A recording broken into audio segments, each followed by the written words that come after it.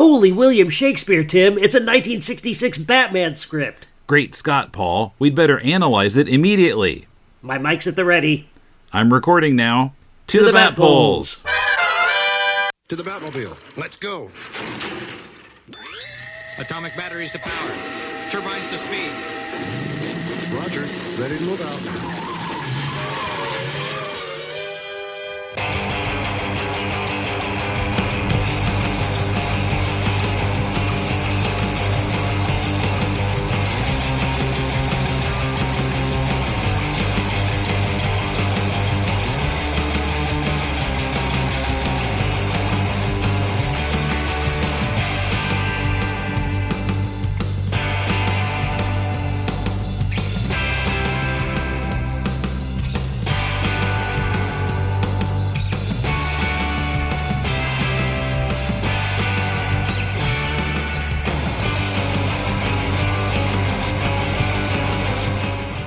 Welcome to the Bat Poles. And we would have succeeded, too, if not for these meddling kids. Which meddling kids? This is Tim in Tokyo with Paul in Hanover, New Hampshire. My brother. Hello. That's where I am. It's snowing here. I don't know what's happening in Tokyo. Yeah, snow is pretty rare here. We haven't had any this winter yet. It's just cold. Right. I think there was some snow on the ground in 2019 when Chris and Hiro got married. Mm-hmm. That was November, a little early even for Japan, or definitely early for Japan, I would think. Yeah, I guess there was a little bit. I don't remember. Anyway. Yeah, theme version. That's another surf version entitled Batman Theme, parenthesis, surf rock cover from Mick Beaulieu. French. Beaulieu? I don't know. Uploaded He's to related to the guy who plays Crow T Robot on MST3K, Trace Beaulieu. Uploaded to YouTube September 16th, 2022. Of course, once again, we get the kitchen camp version of the atomic batteries to power bit. Mm-hmm. I think half of the versions on YouTube start with that. But I thought this was one of the better surf versions we've heard. There's a lot of energy and good guitar playing.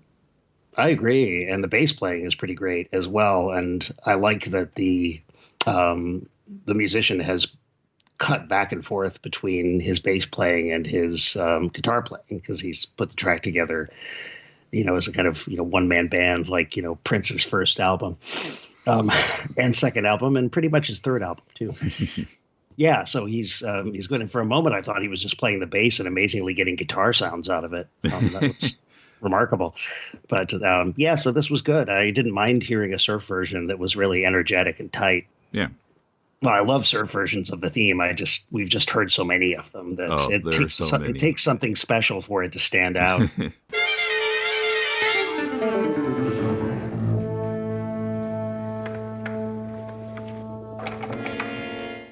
So I've been writing up the Joker, Trumps, and Ace for our planned book, and I wanted to dig into the scripts for it. We have the first and second draft. So I dragged Paul away from worthier pursuits to... Not worthier, just more time-consuming and more the kind I get paid for. Yeah. That's worthier, I think. Well, that's to be debated, but at another time. So, of course, there'll be an ad-free version of this episode on Patreon, and we hope then to get back to Bat Bits as soon as some good topics for it can be identified that aren't going to end up taking an hour anyway. Although we should note that even if milk ever gets mentioned, drink your milk, Robin, the civic responsibility, be a good citizen, Batman. Those are actually citations of milk that are paid for by the Dairy Council. So even if you get the the non-advertising version, you'll still get the product placement. Right. Okay. Kidding. No, I probably didn't need to say that. So, Joker, Trumps, and Ace by Francis and Marion Cockrell. And we see on the first draft that it was originally titled Joker is Wild. Where have we heard that before? And so this first one, it's stamped. Well, there was a game show called Joker is Wild, and there is also an episode of this called The Joker is Wild. Stamped December 6, 1965, received by Howie Horowitz. That's just 4 days after the date on Robert Dozier's revised script for the episode that we know as The Joker is Wild. Mm-hmm. Second draft, typed date December 13th of 65, and then stamped on the 15th. And for a title, it just has a blank line, which Joker Trumps an Ace has been handwritten on. Mm-hmm.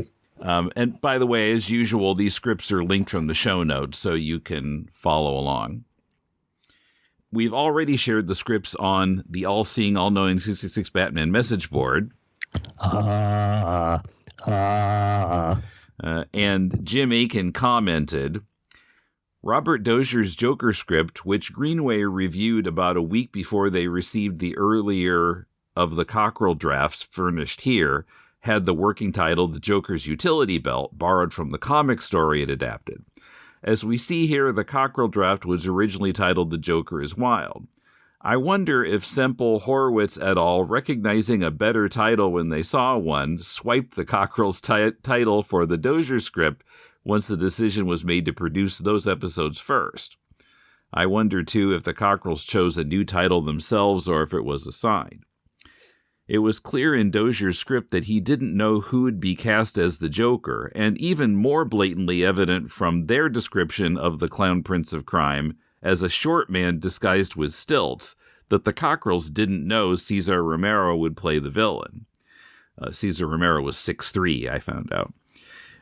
Not short. And Jim wonders, was Mickey Rooney in the running for that role as well as that of the Penguin? That description of Joker is so off base that it suggests the Cockrells were unfamiliar with the Joker or anything else as depicted in Batman comics. Right. I could add the draft also. The first draft describes Joker as being in the first shop in full costume of the classic clown or court jester. Which second, I mean, he's sort of dressed as Pagliacci. We have seen him in season 1 dressed as Pagliacci. So, of course, this is 65. Nothing's been broadcast yet. Things are still kind of getting set. Page 9 of the first draft mentions the hillside slides open, Batmobile emerges and streaks away as in pilot. And I get the impression that the Cockrells had only seen the script for the pilot and not the actual filmed episodes. Those may have still been being edited. And I think... Do you see other evidence of that in the script in the first draft? Well, the mentions of supered titles. Right, and no voiceover, no Desmond Doomsday. Right. I mean, if they had seen High Diddle Riddle, they would know that they'd gone with narration. Mm-hmm. But they don't seem to know that. So that's the smoking gun here. I think that they had not watched High Diddle Riddle. They'd only read it. Mm-hmm. According to the list of shooting dates based on Scott Sebring and Ben Bentley's research posted on the message board, Fine Feathered Finks had been shot, wrapping on November 30th, and probably wasn't edited yet, and Zelda was in the midst of shooting, December 1st to 9th, around the time this script was submitted, just to kind of set us in time here. So, my notes, I've got, I'm just comparison of the two scripts all the way through. And as it happens, through most of the way through, the page numbers match up.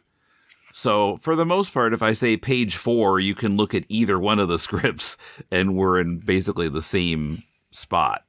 Yeah, that probably, I mean, that suggests that they didn't, and of course they didn't, as you look through the script, that there were no 42A, 42B pages, pasted together or, part of a page pasted on top of another page.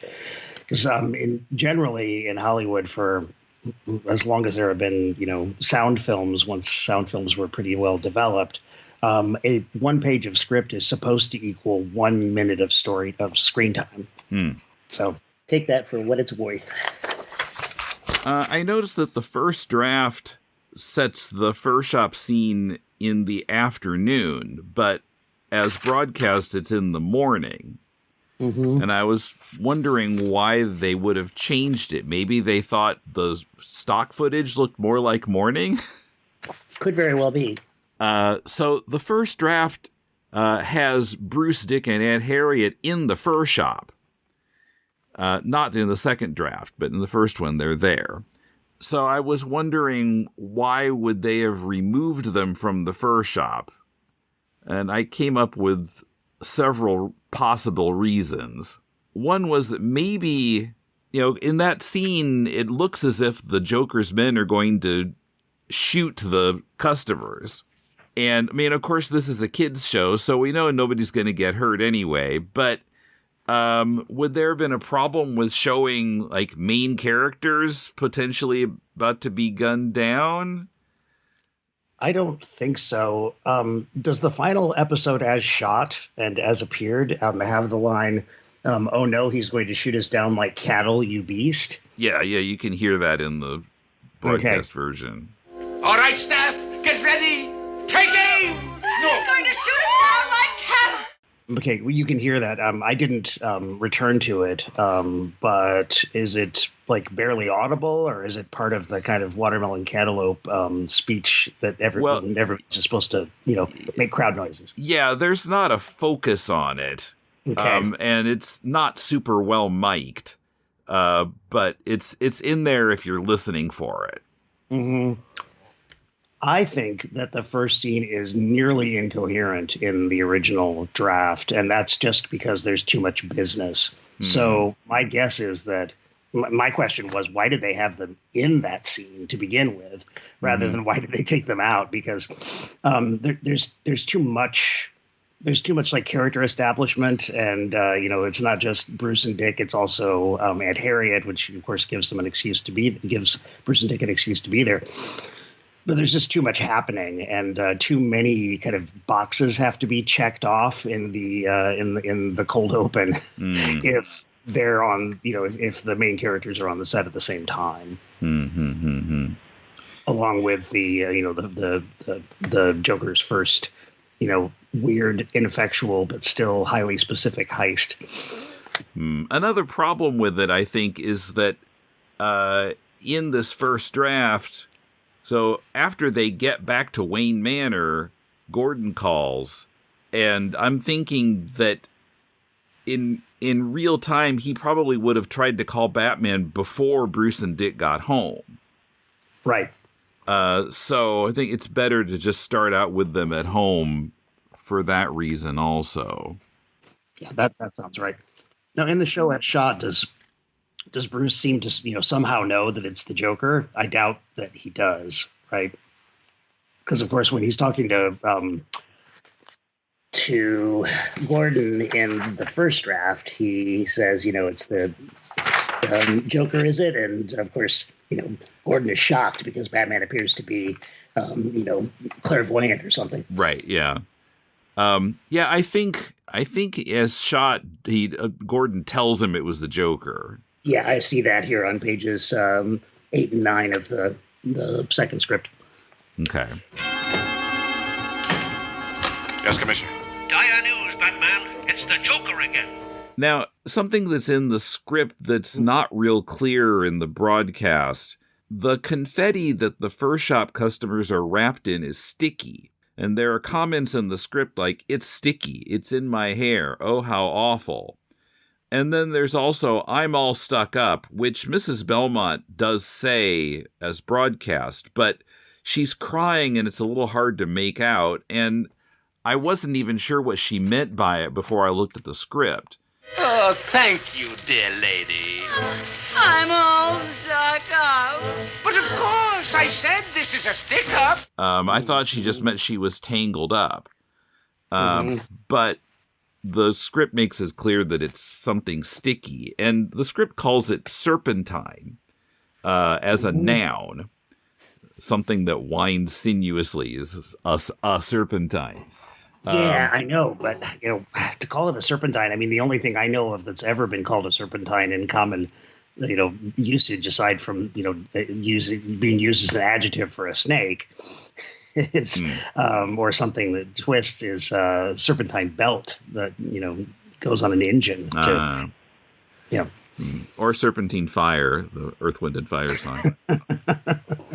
So I'll come back to this later, but I'm wondering if this serpentine wrapped around the customers is supposed to be the same stuff that Batman and Robin are wrapped up in the square dance collar scene. Mm-hmm. So, yeah, I'll come back to that. Which is not in the original draft. Actually, the lines that I'm going to talk about later are not in either script. Okay. In the first draft, Gordon takes a call about the hole being stolen after the hairpin. So, according to that sequence, we've got the hairpin theft that we see and the whole theft that we don't see after that, and then go to the GCPD. So, of course, by the second draft, it's switched as it is in the broadcast. A hairpin? First we get a report that he's stolen a hole from a golf green, and now a hairpin? So, yeah, the first draft had Bruce and Dick and Aunt Harriet coming back to Wayne Manor. In the second draft, we've got the putting the puzzle together, face down. The first draft has Joker's package actually being delivered to Gordon's office. We kind of start earlier with the actual delivery of it, where in the second draft it's closer to what's shot, where it's already there when we start the scene. But neither script mentions the bat shield or the stethoscope. Maybe those were director additions. Maybe there's another draft or another, final shooting script that we don't have access to. That's possible too. Yeah, I mean, in Laramie, they don't have 100% of the scripts. I mean, they have something representative of each episode, but sometimes they just have one. Sometimes they have two or three. Some things didn't make it to Laramie. Can I ask you a question? This is more speculative than anything, but what is to be done about this attempt that Bruce makes in the first draft of the script to get Dick to become like an intern for Gotham's greatest banker? And that gets replaced with doing the jigsaw puzzle upside down, because Dick has a similar reaction to both. He doesn't really want to be the indentured servant of the bank president, nor does he want to do the puzzle upside down at first. But then in both cases, he's written as saying, "Yes, I guess you're right," and then kind of brightens up when Bruce tells him something more like it's about visual memory in the second draft when the pieces are upside down in the puzzle. But in the first draft, Bruce reassures Dick by saying, it's the economy that makes the wheels of civilization go round. And Dick brightens up and says, "Yeah, I guess you're right." Yeah, well, when you put it that way. Exactly. So just a strange quirk, I guess. It seems as though that maybe doesn't pay off. Kind of immediate, like right away at the beginning of the series, attempt to kind of ratchet down the kind of exposure to, the adult world that Bruce is giving Dick. So rather than like sending him off on, excursions, like, working with a banker, he's just sort of giving Dick, little life lessons at home, and taking him out to bird watch and things like that. Or making sure he does his mathematics and takes his castor oil. Much more domestic stuff than going out into the world of high finance. Hello, I'm Ken Holtzhauser, and if you're looking for something new in comic books, may I recommend my newest comic, The Quick and the Dad, a love letter to the DC, Marvel, Archie, and Harvey comics of my youth. This comic has everything. It has spaceships, dad jokes, alien invasions, time travel, supervillains, and so many bad puns. Hopefully you'll like it. It's the cutest comic you've never heard of, and it's available today in print and digital from indieplanet.com. That's the Quick and the Dad. Join that other dynamic duo, won't you? The law of equivalent exchange has finished. But Patrick and I want to keep doing chapter-by-chapter discussions of manga, so we've changed the podcast's name to Full Manga Alchemists, and we're beginning a new season discussing Hitoshi Iwaaki's Parasite, a science fiction horror series that began in 1989. Same podcast feed, new name. Find it wherever you listen to podcasts. That's Full Manga Alchemists. So the package scene, as broadcast and as written here, it really could have used a line pointing out that the inflatable figure is dressed in kind of Arabian Nights type clothing, that it's supposed to represent the Maharaja.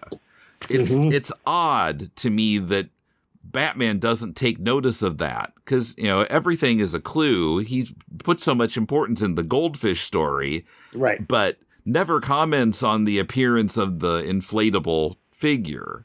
And the description is like 11 lines long.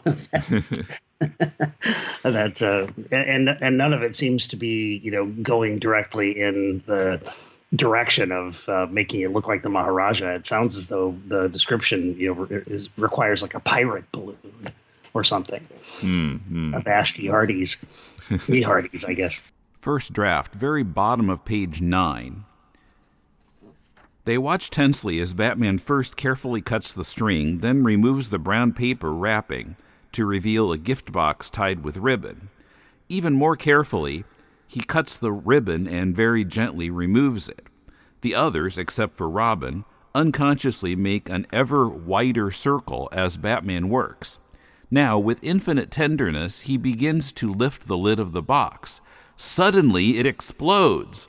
The lid flies into the air, and from the box there shoots up a huge and terrifying apparition who is some kind of oriental cutthroat with ferocious black mustaches and a large evil-looking scimitar held in one hand, created by instant inflation of a plastic figure. His appearance is accompanied by a raucous, inhuman-sounding, mechanically produced boo. I noticed that at a couple of points in the script, there seems to be an effort in the editing of it to avoid the mistake of the pilot of making Robin smarter than Batman. In Gordon's office, in the first draft, it's Robin who notices the front of the newspaper about the Maharaja's visit and puts it together with the clues on the tape. Yeah, in second draft, it's as shot, but yeah, somebody I think might have, maybe they were thinking about that audience test and, about the pilot. And yeah, Batman seems kind of stupid. A direct quote. Right. If the subtext was intended to be that Batman is letting Robin take the lead so that he can, have an opportunity to detect, that doesn't come off if Batman hasn't already been established as like the Sherlock Holmes of the pair. Right. Okay, so we go to the country club. Neither version has Joker surveying the course from atop the forklift, so maybe another directorial change. I'm thinking it was a useful thing to put in because it kind of highlights the presence of the forklift. We can see it actually being used. It's not just sitting there. We can see Joker standing on it and being lowered down. So in the script, a bit later in the country club scene, we have a girl saying, "It's Batman. I wonder what he's doing here." As shot, it's as soon as Batman and Robin arrive, there's a girl who says something similar, and then a second young woman says, "Crime is certainly rampant these days." It's Batman. Crime is certainly rampant these days. So the second woman, the first woman, nobody knows who she is. She's not an IMDb nothing. So she's a cipher. But the crime is certainly rampant these days woman is Catherine Farrar, who, according to IMDb, also appeared on Batman as Dancer Who Exclaims Gleeps It's Batman in the pilot. Yes. Please, it's Batman! Catherine Farrar also, in 67-68, she appeared in 41 episodes of Days of Our Lives. Okay. Roughly 2 months worth of episodes. Now, the first draft of this scene contains a couple of bits that made me think that in this draft, there might be a different ending. Maybe the Joker is not disguised as the Maharaja, which turned out not to be the case. And so it was good that they took those bits out, because the ending of this arc is hard enough to believe as it is. And with these other bits, it would have been impossible to believe. So one of them is just before the duo show up, although their appearance is said to be later that morning in the script, but Joker tells his henchmen, "Might as well make yourself comfortable, men. There'll be quite a wait before the Maharaja shows up." And like, what? It makes no sense if you know that Joker is disguising himself as the Maharaja. Yeah, that's for sure. And then there's another bit that I'll get to a little bit later. Both of the scripts have Prescott Belmont recommending that the duo survey the course from a little balcony rather than the lower terrace. And I'm wondering if it was just that the building they were using didn't have a balcony. So they had to change it to something that actually existed. Sure. First draft has no batnoculars. The second draft does have, quote, binoculars, B-U-N. Novelty binoculars from Spencer Gifts. Yeah, I can just imagine. So in our original episode on this arc, way back in episode 19, I commented that I thought Robin had too many holies in this arc. My opinion has changed now. You can't have too many holies. But maybe we're just calloused against them now after all this time. I count 13 holies in this two-parter. It sounds about right to me. But it's not, they weren't all written in by the Cockerells, it appears. So if you compare, some of them aren't in either script and are added later by the Cockerells or Semple or the director, we don't know. Mm-hmm. So, for example, on page 18, neither script has Robin ogling the gold golf clubs and exclaiming, "Holy Taj Mahal." That's a later addition. Also, no reference to Nymphonese bluegrass in either script. Did you notice that the way the Maharaja is written in the script, his English is more broken than it is in the broadcast version? Mm-hmm. In the script, he sounds like a Japanese character in a World War II era film. It's kind of bad. Yes, and we've certainly heard plenty of that in the 43 serial. Yikes. Also notice that the stage directions, a lot of those are probably added by the director. Like, the scripts don't say anything about, like, the Maharaja's retainers helping him get down on his knees, lining up his shot, getting back up again. That's not written here. Yeah, that sounds like directorial business. When Robin says, "It's not just the clubs, they're stealing the Maharaja," Batman says, "Good heavens." So we see it broadcast that way. As broadcast, then they cut away to show that the Maharaja's being put into the van. Mm-hmm. In the script, Batman asks how. But the how is gone as broadcast. But then we get Robin's answer with a forklift. It's not just the clubs, they're stealing the Maharaja. Good heavens.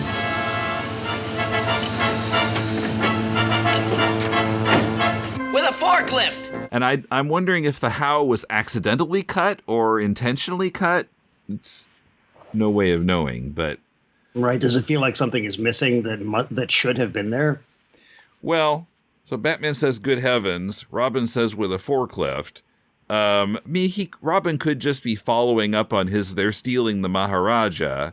It's not too odd, but it makes a little bit more sense when you see that Batman was supposed to ask how. Right. Both scripts have the duo making a bat turn here. But it's a mistake that we've seen happen in other scripts. A writer has put a bat turn in a place where they don't have any stock footage of a bat turn happening. You know, it has to be a certain environment for them to be able to do a bat turn just because that's the stock footage they have. No stock footage of bat turn on a golf course. So we get the excuse that they'll set fire to the grass if they do a bat turn. And anyway, why do a bat turn? You got all kinds of room to turn around. It's a golf course. It had to take much, much longer to do the bat turn. Okay, here's the other thing that made me think that maybe the Maharaja wasn't the Joker in this version. At the bottom of page 18 of the first draft. Medium shot, door of van in motion. The Joker's head appears briefly in little window of van door as he looks back toward Batmobile. His head is withdrawn and a hand appears to shoot a flare pistol up in the air behind them. So apparently after being kidnapped as the Maharaja, he quickly changed back to the Joker. But if you can I thought about that too, but if you can only see his eyes basically through the window, or just his face, we have no idea whether he's still wearing the rest of the Maharaja costume or not. I suppose. But the other thing about it, though, is, and it's never addressed in any version of this, it's unclear if the henchmen know or not that Joker is Maharaja. Maybe they do, maybe they don't. And in the scene where they're behind the mirror, it seems like they don't know. But right, it's vague. Well, and logically, it's idiotic that they wouldn't know. Yeah, because they need to understand the plan, and also somebody would have to watch the Maharaja when he's, incarcerated by the Joker. So if there's nobody to watch, I think the henchmen, even the stupid ones, which most of them are on the series, would have figured out, oh, wait a minute, we never see the Maharaja and Joker at the same time. And when Joker's around, we don't have anybody to guard. Yeah. Yeah. I don't know. It's a mystery of the script, but well, I suppose it's a kind of false move to make us more convinced that the Maharaja is a separate entity. Yeah. But it's like, we're being tricked by a script that is not being entirely forthcoming with us about who should know what. Mm-hmm. So that flare that he fires drops the mini gay fellow cleaning van by parachute. Of course, as shot, it's just sitting there on the ground. Right. So appropriate since, in fact, Cesar Romero was a gay fellow. Yeah. Makes me wonder if it's, with some kind of maybe nasty, maybe playful joke on Cesar Romero, but who knows? I don't know how openly gay he was at this point in his career. The miniature van is supposedly only 4 inches long. And contains tiny figures of the Maharaja, the Joker, and several of his men. Can you imagine the expense of doing that for a scene where the audience probably isn't going to even be able to tell what they are? Yeah, you just paint a few toothpicks black and you've got henchmen. Get some little green army men and paint them up. Well, yeah, but you'd have to make them, shrinky dink them first. You have to put them in the oven and hope for the best. To fit them into a 4-inch long car. Yeah, 4 inches is like 2 Hot Wheels placed end to end. At 4 inches, you could barely get the note in there. Well, that's not quite true. I mean, fortune cookies are only about 2 inches long. I suppose so. So as happens sometimes, the script reveals a slightly flubbed line. According to the script and also to the sign that we see on the door later, the refinery is Cats, Cats, and Cats Company. But Adam says Cats, Cats, Cats, and Company. Ah. Plenty of cats. Cats, cats, and more cats. It could be an old refinery. Cats, Cats, Cats and Company. It's been out of use for years, but it would make a perfect hideout. He switches the third cats with the and. Clearly, he should have just plopped another cats in. Cats, Cats, Cats, and more cats. And Company. Now here the first draft has an entire scene that's cut. They're still at the golf course. O'Hara has arrived, and they dig up the golf cup to reveal that the stolen hairpin was used to trigger the gas. But in the absence of this scene, they instead insert a line in part 2 about how the hairpin was the trigger for the gas. Right. So then we join the Joker and his men at the refinery, and that's only men. In the first draft, there's no Jill. In the second draft, she's there. And it's interesting because a lot of her lines are given to henchmen in the first draft. Right. And I'm wondering if Jill was added at the behest of Greenway. I was remembering the Dozier memo that's a little bit later, January 27th of 66, where he writes, "We should try to have a sexy dame in each show. Either a member of the Heavies gang or the victim of a plot and saved by Batman and Robin." Now, that memo wasn't written yet, but maybe the idea was formulating after there was no moll in Fine Feathered Finks. Although, sexist language aside, Leslie Parrish as Dawn Robin certainly qualifies as a sexy dame. That probably Dozier was starting to think, like, we need to have a sexy dame in every episode. Yes, and one with dynamite gams, too. Yeah, exactly. The first draft includes a sketch of the folding mirrors of the van, which I found very helpful because I couldn't picture how mirrors would fold. Right. But it shows that there are mirrors that both fold down and fold up and together cover the side of the van. Imagining how you would get the flap to go up is left as an exercise for the viewer, as Keith DeCandido would say. Well, perhaps there's magnets or, some kind of clip that we can't see in the drawing. And I guess the Cockrells were thinking that somebody was going to actually make a van that would do this, but why do that when you can just simulate it with camera tricks? Yeah, all you have to do is, shut the shot off, move the van, and turn the camera back on. They've been doing that since 1901 or 1899. Okay, so the square dance bit.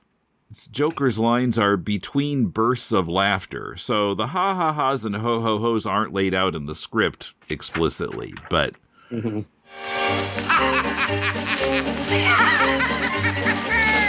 Assemble now and intertwine to neatly wrap these guests of mine. And no more will they jeer and scoff or cut their circulation off. If they do not see the joke, pull the ropes and let them choke. And the third couplet only shows up in the second draft. You're such an English major, Tim.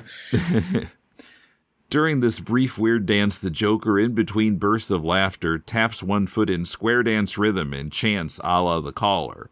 So, no, he's not rapping. He's calling a square dance.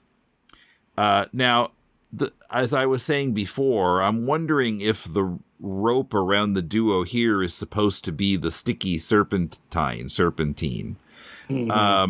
And those lines I mentioned that aren't in these scripts, and Robin's line is so poorly mic'd that it's hard. I had to turn on the captions on the DVD in order to figure out what he was saying. He says, "Holy 8-ball, this trick rope of his." And Batman says, "It's like being caught in a barrel of snakes." Holy 8-ball, this trick rope of his. It's like being caught in a barrel of snakes. So that doesn't necessarily mean it's sticky, but I was wondering if there was some idea that it was the same stuff. I think it would probably help the audience feel they were, following along properly if you see something come up that had been used earlier. I also noticed in the second draft a line that I had never been able to parse. It's some vocabulary that I didn't have. Joker says Batman would merely try to incarcerate me in durance vile. Well, I bet he wouldn't try to knock you off if he had the chance. Oh, no, he'd merely try to incarcerate me in durance vile for the rest of my life. Endurance vile means a long prison sentence. Mm-hmm. But it was kind of archaic even by this time, apparently. Yeah, must be a legal term. It sounds like a Shakespearean term almost. Yeah, it does. I noticed that the funny ray that zaps the contents of their utility belts is not in either script. Mm-hmm. And now, my dynamic duo, something I've been waiting to do for a long time.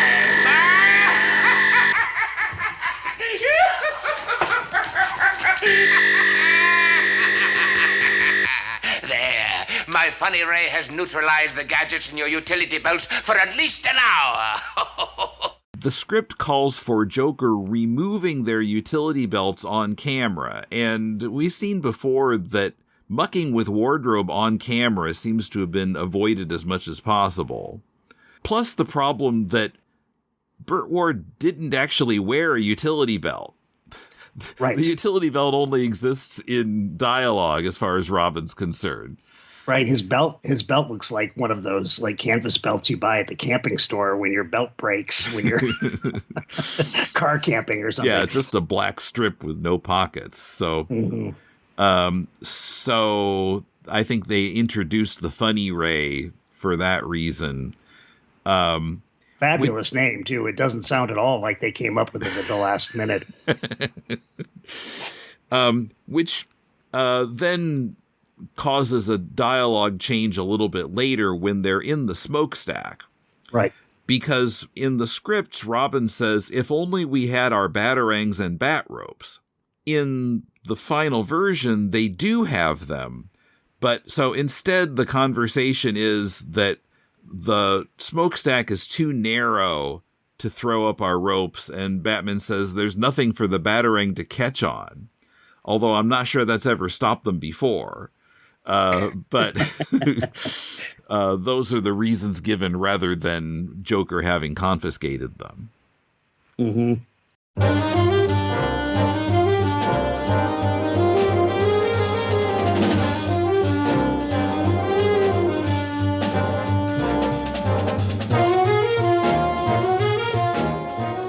So part 2, I think that this is the only script I've seen of all the scripts we looked at where the recap is almost exactly word for word what the writer wrote. Usually there are all kinds of edits to the recap bit. Oh, yeah.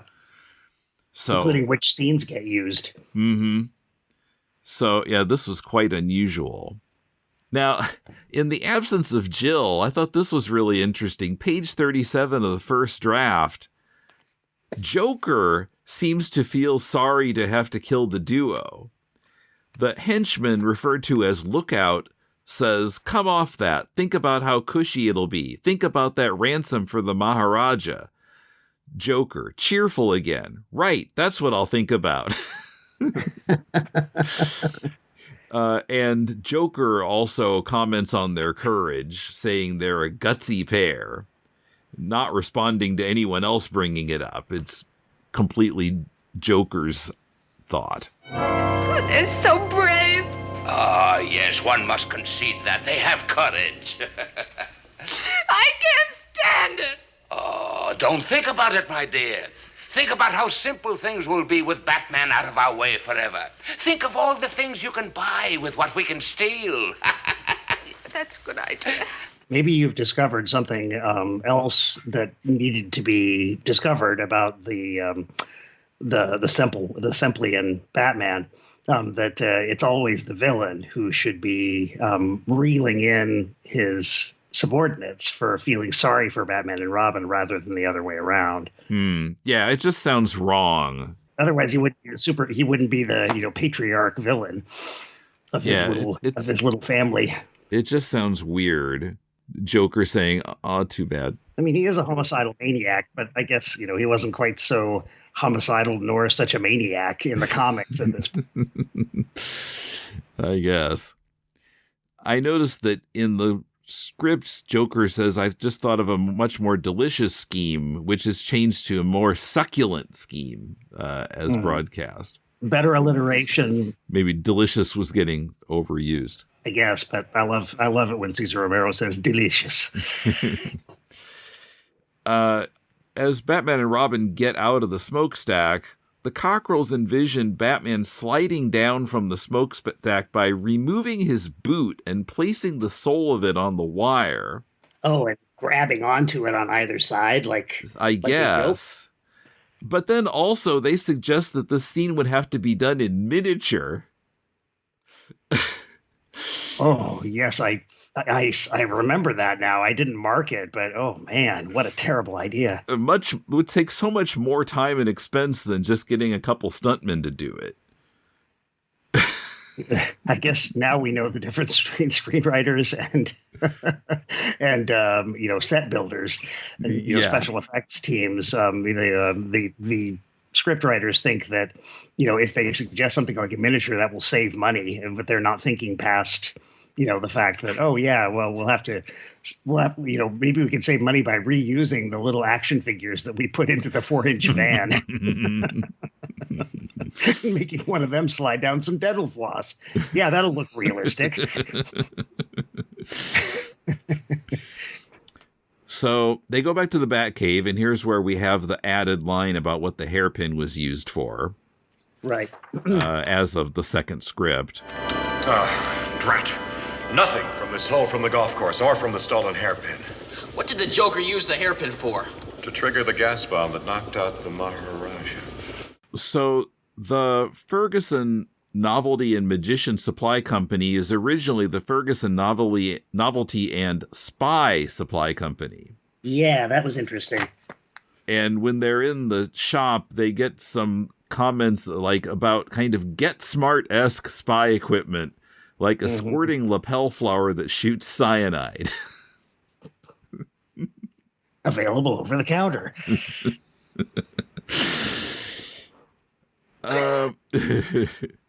The script doesn't say, let's go to the novelty store as Bruce and Dick, even though they do. And I thought it was good to add that. Kind of helps the audience know what to expect. It might be a little jarring if they're suddenly Bruce and Dick. I'm surprised there hasn't been... Well, let's go. We'll go. But it's Dick Grayson and Bruce Wayne. Why, do you think? That it's being used as a front by the Joker? Exactly. Yeah, imagine if episode 2 of this arc were the first episode of Batman you'd ever seen. That would not be very user-friendly. Yeah. Who are these guys? I don't see any bad ears on him. The first draft shows us Alfred chauffeuring Bruce and Dick to the shop. Here's the stage direction about the clerk. Feature clerk as she comes up to Bruce and Dick. And what a clerk! That is to say, what? A clerk? For this kid, though clad almost severely, is basically an item to pop out the eye and palpitate the heart of any agent for exotic dancers. Yeah. Okay. Why didn't they draw a diagram of her, too? The actress, how do I pronounce it even? Bibi Louie? Is attractive, but doesn't bring to mind exotic dancers. Maybe because her acting is so stiff. Although also she's not wearing pasties. She has that long, hard to follow description of the one-way glass reversing refractor, which the Cockrells say should sound as if from a textbook. which it certainly does, but it sounds so stilted as she reads the line. What is a one-way glass reversing refractor? A prism, which placed flush against any one-way glass, will by refraction enable one to look through the one-way glass in the direction opposite to the one for which it was designed. Oh, you mean like one-way mirrors and stuff? Yes. The script points out that Maharaja and Joker's henchmen behind the mirror are around a table, quote, loaded with the rarest delicacies, caviar, vintage champagne, roast beef, pheasant, exotic hot creations in charring dishes, myriad canapes, chafing dishes. Oh, really? Maybe I mistyped it here. I don't know what it means either way. It's like a steam tray. Okay. Smoked Afghanistan salmon, anything you can think of, all labeled. As shot, you can see Jill has a champagne glass, but the camera never really focuses on what's on the table, and it's kind of dark, and you can't tell what's going on there. Well, it's kind of a throwaway. I can imagine why nobody looked at that and said, oh, yeah, let's stage that, because... Yeah, it's so unimportant. It's there and it's gone. It's like Will Elder would have done that in a Mad Magazine, panel, called Chicken Fat, when he filled up the background with all kinds of funny stuff. But when you actually have to build the darn things, yeah, and label them, and that's a lot of labor time that Will Elder could take care of in 15 seconds probably on the comics page. In the first draft. After the line, I think we've waited long enough, which Jill says on screen, Maharaja says, ransom? Who would wish ransom from such an enchanting place? And then he throws a couple of explosive pellets from his robe that turn into writhing snakes, which is a pretty strong hint that he's really the Joker. Either that or Moses. Moses threw his staff down and turned it into snakes. So here's the other place where we have to dumb down Robin from how he is in the first draft, because in the first draft, it's Dick who puts the prism up to the mirror and sees the henchman and Maharaja behind it. And then he sketches what he saw. Of course, Bruce does it as shot. More holies. When Batman says the room the Maharaja is in must be entirely underground, as written, Robin says, Great Scott, it's changed to holy impregnability. Then we have a change of holies. Holy ambush is changed to holy camouflage. But there's a holy removed also.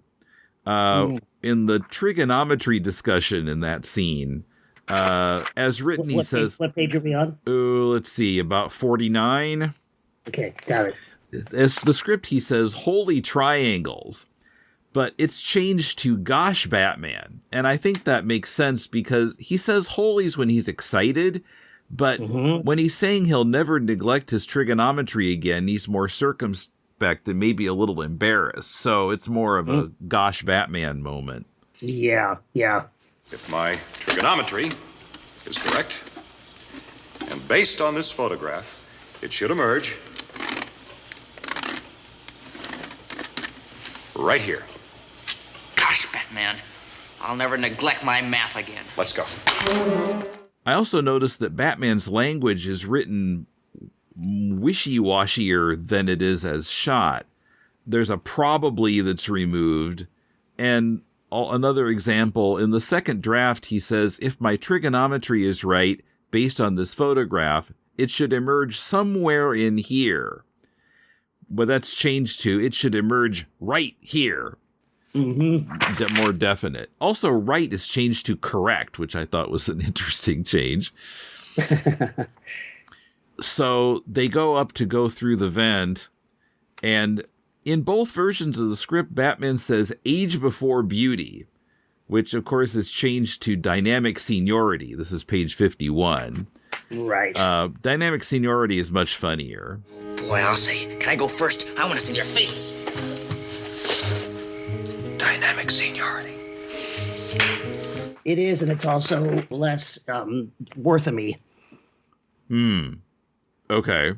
No connotation that maybe Robin is beautiful. At least Batman. You are so beautiful. Of course, page 53 of the second draft is the last we see of Jill. Mm-hmm. And we never find out what happened to her. And now I'm thinking the reason she disappears is because she was never there in the first draft. And so we never had to account for her. Mm-hmm. But she escapes with Joker, and then there's no opportunity to bring her up again because she shouldn't be hanging out with the Maharaja at the bank. Right. Okay, so Batman's on the phone with Joker via Commissioner Gordon's phone, and Joker says Batman has to sign the check. In the first draft, page 59, Batman starts pleading. What are you trying to do? Disgrace me forever? Ruin me? That's so weird. Yeah, it's not Batman at all. It's not any version of Batman. No, it's whiny Batman. Yeah.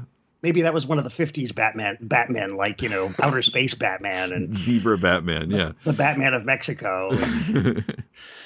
And even more outrageously, during the phone call, there's the suggestion that Gordon is disappointed in Batman. I can hardly even say those words. Disappointed in Batman for letting the Joker get away. I know. And Chief O'Hara has to, console Batman. Page 60 of the first draft, Robin, indignant, unbelieving. Why, they sound as if they thought you had let them down. Batman, bleakly, they do. One failure and years of success mean nothing. For crying out loud, Gordon has such unreasonable levels of confidence in Batman, he wouldn't feel let down if they caught Batman sleeping off a bender on the commissioner's sofa. No, seriously. What were they? Were Batman and Robin reading Camus or something at that point? It's all useless. It's worthless. Life means nothing. So in the scripts, in the scene where the Maharaj is writing the check, there's so little dialogue. They had to add some stuff when they were shooting it, like the Batman 1T business. That's not in the script. Mm-hmm. So Batman doesn't have 2 T's? I'll have to make a note of that. Batman. And also the sad day for Batman between Gordon and O'Hara is moved a little bit later in the scene as shot. Mm-hmm. Tis a sad day for Batman, forced to use his name for a criminal payoff. Yes, I'm afraid this will tarnish his image considerably. So then it proceeds as we know it for a while, when Batman sticks the Maharaja with a sharp, slender instrument much like an ice pick. The Maharaja's line is, of course, in my country, population is 80% bandit. We don't hear bandit as shot because he's stuck with the ice pick. Mm-hmm. But to me, Joker did not lie. You see, in my country, a bandit is an honorable profession. And if people lie to bandits, pretty soon bandit will lie to people. And everybody will not believe the other, and they will fight amongst themselves. And then pretty soon, nobody will have anything. Also, in my country, population is 80%. Oh! Then Maharaja tosses the briefcase of money to one of the retainers. In the first draft, he says, grab the dough and let's go. In the second draft, he just says, let's go. But as shot, I think he's saying scram. It's a little hard to catch. Oh! Let's go! Oh, no, you don't. Let's go doesn't sound like elaborate enough a phrase for Cesar Romero's Joker. It's too pointed and not flary enough. He should have said cheese it. As he says in Joker's Wild. Cheese it, the cops. I think he says it in Joker Goes to School also. I think you're right. Now, we mentioned that in the first draft, Joker is supposedly short. So when, on page 65, when the Maharaja is unmasked as the Joker, in the first draft, O'Hara says, but he's too tall. And then there's a stage direction, which he is indeed. Batman reaches down and rips away the remains of his voluminous costume at the ankles. This is page 65. And camera moves in and tilts down to show the Joker standing on 6-inch high artificial ankles and feet, his own small feet having been concealed by the baggy oriental pantaloons. Okay. Can hardly picture it, but... Then he breaks into a rousing chorus of Ding Dong, the Witch is Dead. So, in the first draft, after that reveal, we immediately go to the street, and Joker and his henchmen are being loaded into the paddy wagon. Gordon says, "Thank goodness, we've seen the last of that criminal genius for a good long stretch. Batman, I wouldn't be too certain, Commissioner. He's also a genius at escape, you know." Chief O'Hara, "Aye, that he is." Then humbly, "Batman, would you consent to tell us how you pierced his disguise?" Batman, modestly, "It wasn't difficult. If you remember the key to his twisted mind, the Joker never means what he seems to mean." Chief O'Hara, "Of course, why didn't we think of that?" Robin, "Also, Batman thought it odd to have heard no protest from his government." So, yeah, it's basically the same, but it's a little more concise. Yes, and Robin initially, Robin has the line, "He never means what he seems to mean," in the second version here. They've switched the lines a little bit. Neither script has Joker saying, "Egad, I'm deflated." Yes, I'm deflated. I don't know who added that, but I'm wondering if it was meant to bookend the inflation of the Maharaja balloon in part 1.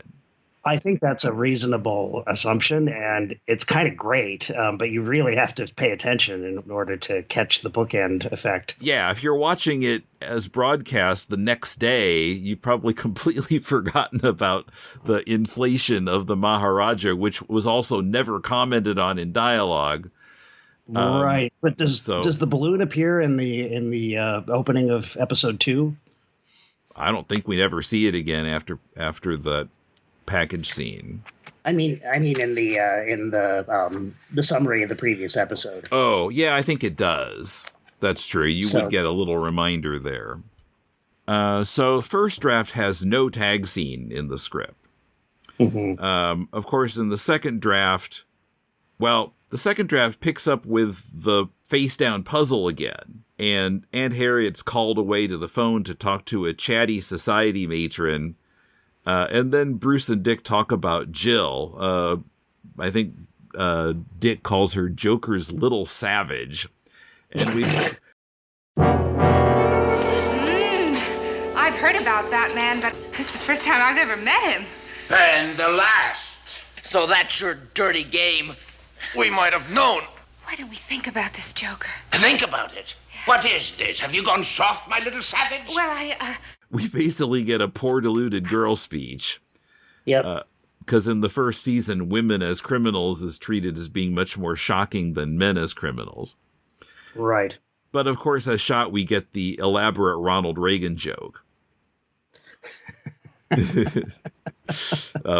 Batman, are you going to run away to California and run for governor? Oh, well, I guess it doesn't take Stanley Ralph Ross to make that joke work. It takes someone a little less on the nose to to try to pull it off. I do like Bruce's poor deluded girl line a lot, though. On page 68, the last page of the second draft, "We shouldn't be facetious about those less fortunate, Dick. Perhaps there's good in that young woman. If we could find her at a detention home, for instance, with its plain food, early hours, productive work, and the uplifting influence of a dedicated matron, might well work wonders." Sounds like hell. It might foster bitterness and anger that could only be depleted by going out and killing and robbing a few people. Okay, so... Dick says, "Of course, Bruce, when you think of it that way, I can see you're right. We should never find humor in the misfortunes of others, should we?" Yeah, I think they were right to change over to the Ronald Reagan joke after all. Yeah.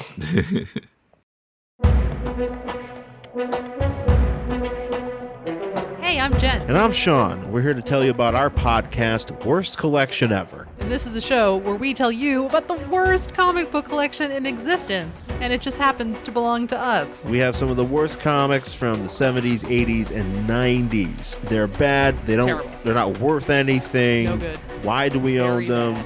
I own a number of issues of Terror Inc. and Guy Gardner. Basically, we go around to local comic book stores and we buy everything we can out of dollar boxes. We tell you about the weird stuff in them. We tell you about stuff that's related to them. We go into tangents. And we're very uninformed, so... Oh my God, totally. But totally check out our podcast because you'll hear us just talk and joke about Marvel books and DC books from God only knows when. That's right. It's our show, Worst Collection Ever, every Tuesday on iTunes, Stitcher, anywhere you get your podcasts.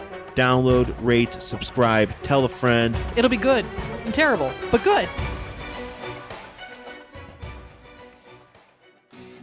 This podcast is part of the Deconstructing Comics Network, where we're grateful to our supporters on Patreon. Patrons get exclusive extra content. At $2 a month and up, hear Bat Bits, a Batman 66 exploration with my brother Paul. At $4 a month, you also get our new monthly show Silver Age Batman, where I discuss Batman comics from the 50s and 60s with either Paul, Patrick, Emmett, or Kumar, as well as our previous series on Jim Starlin's run on Captain Marvel and the first 50 issues of Amazing Spider-Man by Stan Lee, Steve Ditko, and John Romita. Check it out at patreon.com/deconcomics, and thanks for your support.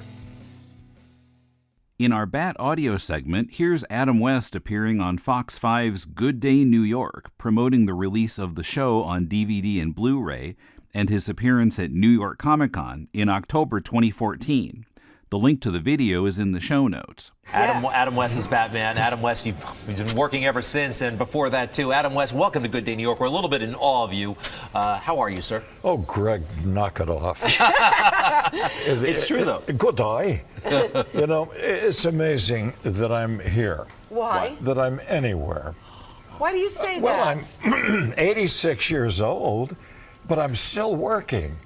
And, you know, people have been clamoring for this little item. Take a look at this, everybody. What is this? It's now a DVD set? It's a DVD, Blu-ray DVDs of the entire 120 episodes of the Batman TV series. We need to have it. Yes. We need to have it. Thank you, Roseanne. And it comes with a Batmobile, a little Batmobile. Oh, it's got all kinds of wonderful, strange toys. I'm a toy now, and if you want to buy one of my statues, just don't take my damn clothes off. I'm sure Batman, the series, must have opened up many doors to you. Or was it hard after the series ended to try to kind of shed that image of Batman? Roseanne, it's difficult even today sitting here. Seriously? No. You've embraced it. Yes, I have. You know, I just really realized after 5 or 6 years that, you know, I went out and did theater, anything I could to get more work, and it began to happen. But then I realized, I sobered up and realized that people love Batman. So why don't I love Batman? So I began to love Batman.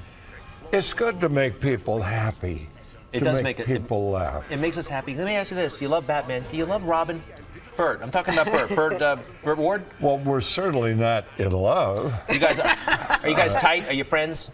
Yes. He was terrific on the show, too. Well, was he on the show? I know it's all about you, but yes, he made appearances, a few cameos. Well, he's very big. Bat Inbox. We got a comment from the Bat message board. We already did the Ewok thing. Paul, take this from Robin Boy Blunderer.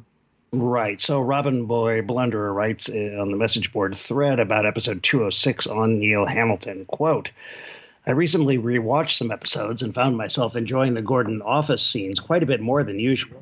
I don't know if Neil Hamilton had been burned out by the show, but if so, it never came across on screen. His enthusiasm for Batman and Robin remained undiminished. And his comic timing is perfect. I love how in part 1 of the Joker Penguin 3-parter, when Batman finds the Joker's listening device, Gordon gives an excited, "That's him," and points at the device when the Joker speaks. It's hilarious. I think O'Hara's the same. Their partnership and chemistry on screen was great.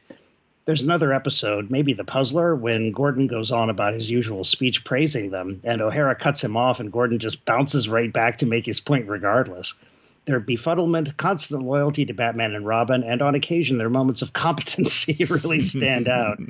Yeah, they do make a pretty great team, and I think it's because they're so good that they go so unnoticed by a lot of fans, because they're so reliably just there and doing their jobs as actors that the characters come off really well. We also got an email from David Gaynor. I think I'm pronouncing it right. He mentions he's finally caught up with our current episodes after a couple years of binging. What we do to you poor people. He says, a couple of comments on your show about the 1977 animated Batman series. 1. Say everything you want about the inclusion of Batmite, but what's really profoundly jarring in watching this program today is the Moonman episode in which Bruce Wayne's astronaut buddy was drawn as an absolute dead ringer for O.J. Simpson. Did not notice that. Me neither. It's also probably worth noting that McFarlane Toys produced a 6-figure action figure line from that program in 2024. The collection of just 6 figures, 7 if you include the immobile Batmite that's included with the Commissioner Gordon action figure, included the pink-suited Riddler who only appears in the opening credits. Also notable, the R insignia on the Robin figure is purposely reverse-colored. Oh, that's wonderful. Okay, I need that. I need, at the very least, the Robin figure. That's amazing. You can put him in Super Friends situations, too. So his second point here refers to the Bat audio I included in that episode where Burt Ward is appearing on a cartoon. I guess it was a cartoon show, a kids show in Seattle, where he's talking about the upcoming New Adventures of Batman. And according to the YouTube notes, it was the show was called The Clown Show, but David says that's not the case. He says the Seattle children's program that Burt Ward appeared on isn't called The Clown Show. It was called the J.P. Patches Show, which ran for over 20 years out of Seattle starting in the late 1950s and still has legendary status for a lot of people in that part of the state. Essentially, it was Western Washington's version of your home state's Dwayne and Floppy show. But of course, with a much reduced makeup budget. Okay. Here's the Wikipedia listing for that program. He gives a link. Then he says, very interesting to hear from that recording that Adam and Burt would have redonned their costumes for some live-action segments as part of that Filmation series. Would have been intriguing to see if Burt and Adam would have portrayed their characters in live action in the slightly more serious manner as their voice acting from the Filmation show, or if they would have chosen to portray the characters as they did a decade earlier on ABC. Here's something else back connected to the J.P. Patches program. It originated from the same city where Adam West, a.k.a. William West Anderson, was born. Several online sources misattribute the location of his birth to Walla Walla, which is where he grew up and where his dad operated a longtime family farm. I've heard it out of Adam's own mouth in 2 different interviews in which he says he was born in Seattle. I've asked a few of Adam's family members if they know why he was born in Seattle, since his dad had the farm on the other side of the state, but so far I've not encountered any of his relatives who know the answer to that. Okay. Yes, I've heard the Walla Walla, business as well. I didn't know that there was any question. That's really interesting. Glad to hear about it. Okay, so not sure when or if. At some point, I think we'll be back. But at any rate, we'll be doing some Patreon shows, Bat Bits, if we can find brief topics. Yes, and maybe even a trivia video one of these days. I do enjoy the trivia videos. Yeah, I've fallen down on collecting any information, but maybe I can come up with some stuff. Like I've been, choking out reams of the stuff. Not exactly keeping up on that front. Well, I'm making too many podcasts these days. As I was telling Paul earlier, this is the 4th different podcast recording I've done in the last day and a half. And I've got one more in the morning. This is the hardest working man in show business. And he just got over the flu. So he's really putting himself on the line for you people. just to entertain you. So hopefully see you on Patreon, and we'll be back at some point. The book is slowly progressing, so eventually you will hopefully have that in your hands. So I'll see you again at some point in the same Bat RSS feed.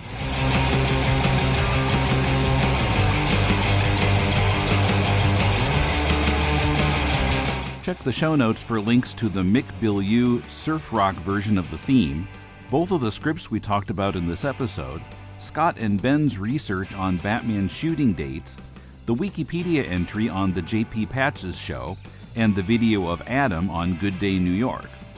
Comment on our discussion in the thread for this episode at 66batman.com or via our new Blue Sky account at To The Batpoles. On X, we're at Decon Comics. You can drop us a line or send a donation through PayPal at batpoles@deconstructingcomics.com. You can also listen and comment via the Deconstructing Comics channel on YouTube or at our own site, tothebatpoles.libsyn.com. Support the show at patreon.com/deconcomics. Hope to see you on Patreon, where we do have a music quiz video coming up and more Bat discussion on Bat Bits. Thanks for listening.